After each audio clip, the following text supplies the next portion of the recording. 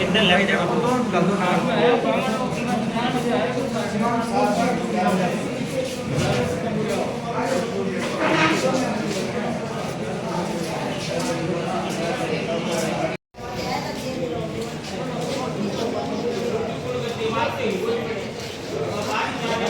जैसे कि पीबीएम में डेंगू की पेशेंटों की संख्या बढ़ रही है धीरे धीरे करके। पहले कम थे, अब थोड़े ज़्यादा हुए हैं।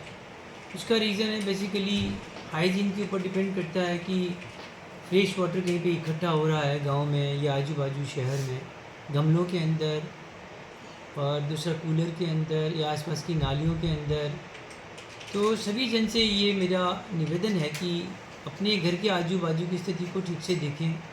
अगर इकट्ठा पानी है तो उसको तुरंत हटाने की कोशिश करें ताकि मच्छर वहाँ पर पनपेगा नहीं तो काटेगा नहीं, काटेगा नहीं तो डेंगू नहीं होगा।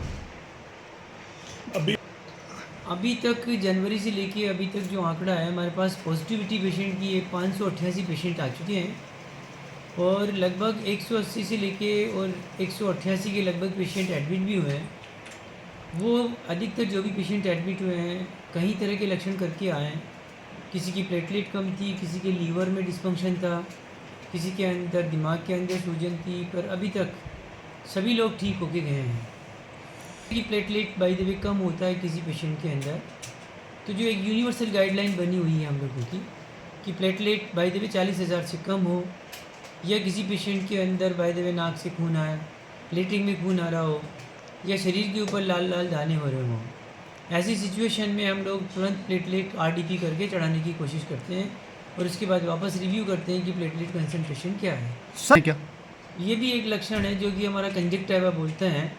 कई बार अगर बाय द वे खून की कणिकाएँ जिसको प्लेटलेट बोलते हैं उनकी कमी आती है तो कंजक्टिवल हैमरेज होने के चांसेस होते हैं। कुछ पेशेंट देखे गए हैं कई बार कि इतनी ज़्यादा कणिकाएँ कम हो जाती है और साथ में लीवर डिस्फंक्शन होता है तो ब्रेन हैमरेज के पेशेंट भी रिपोर्ट हुए हैं। थ्रोम्बोसाइटोपेनिया के पेशेंट आ रहे हैं, अगर आँख में सुपरफिशियल कंजक्टिवल हैमरेज है तो वो दवा स्टार्ट करके ऑप्थेल्मोलॉजी की ओपिनियन लेके तुरंत स्टार्ट कर देते हैं और जल्दी ठीक हो जाता है। अगर अंदरूनी कोई हैमरेज हुआ है तो फिर उसके लिए थोड़ी सीरियस कंडीशन होती है, फिर आगे ओपिनियन लेने की ज़रूरत पड़ती है। आपका शुभ नाम और पद सर?